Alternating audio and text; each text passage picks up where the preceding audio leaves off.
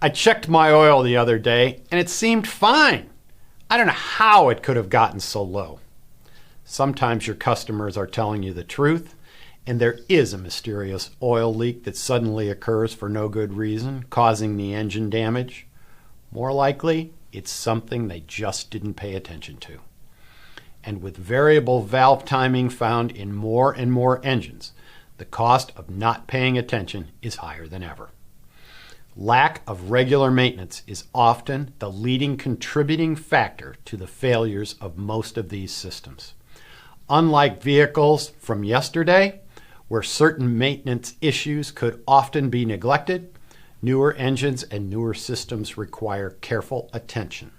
Stressing this point to your customers and performing the required basic maintenance according to the manufacturer's schedule will safeguard their vehicle, increase your effectiveness, and lead to a happier customer.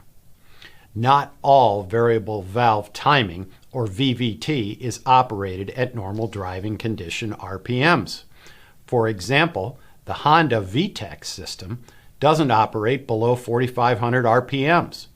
So if the car you're working on is rarely on the highway and its customer hasn't maintained the oil, there is a potential problem waiting to happen when the car is revved up above 4,500 RPMs on its next highway trip. Remind your customers to follow the viscosity recommendations for their particular vehicle too. Too heavy in oil is usually a not good idea because many of these engines have tighter bearing clearances that require a lower viscosity oil for proper lubrication.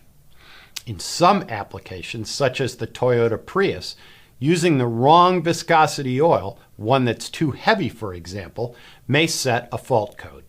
On others, an oil that is too heavy may interfere with normal operation of the variable valve timing system, causing additional fault codes to set.